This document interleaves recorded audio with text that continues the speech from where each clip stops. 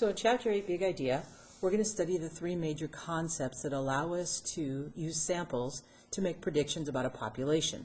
The population is rarely accessible, but we can model it through technology, and that's what we're going to do here. Is we're going to look at an app, and the link to the app is at the top of the page here. So I'm going to take you into the app, and in order to do this, you're going to hit the Begin button on the far left, and you'll get something very similar to the sheet that you have in front of you.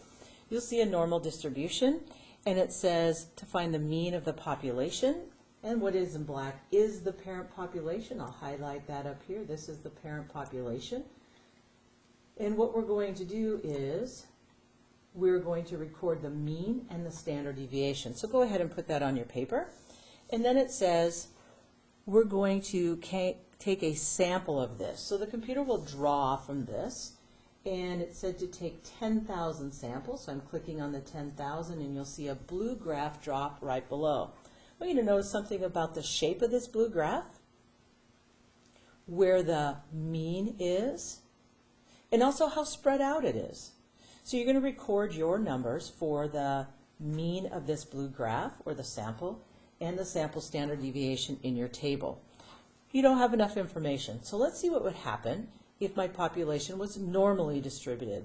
So we're going to clear out what is below by hitting the clear button at the top right. We're going to make a new distribution for the population, and it's going to be uniform. To do that, you'll see my cursor come over to the end, and I'm just going to go straight across, and you'll see it's kind of wobbly. I'm doing the best that I can. It looks fairly normal. It'll never be, it looks fairly uniform. It'll be rare that you will get a straight across graph, but you can mess with that along as much as you want, but make it as uniform as you possibly can. Again, now the mean and the standard deviation have changed for the population. You put that in your table. We're again going to take a sample of 10,000, and this is where technology comes in very handy. To take a sample of 10,000 for each of these would take us a long time. So literally the computer is just taking these 10,000 samples, and notice once again, what is the distribution of the blue graph? Where is the mean of the blue graph? And what is the standard deviation? You will have different numbers than I. How do you make a skewed right? So again, I'm going to clear out. I'm going to go to the top up here, and I'll make this big peak, and then I'm just going to tail it off. So that is skewed right. Again, the mean and the standard deviation for the population change.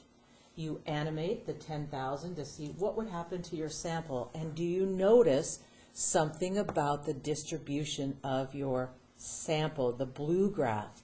Even though my population is changing in its distribution, what is happening to the blue graph? And again, record the mean and the standard deviation for yours, and are you noticing something? Are the means the same? Are they different? Are the standard deviations the same? Are they different? Is one higher than the other? Is one lower? Take a look at the spread, and you'll see that it is consistently happening the same way. So that would be your big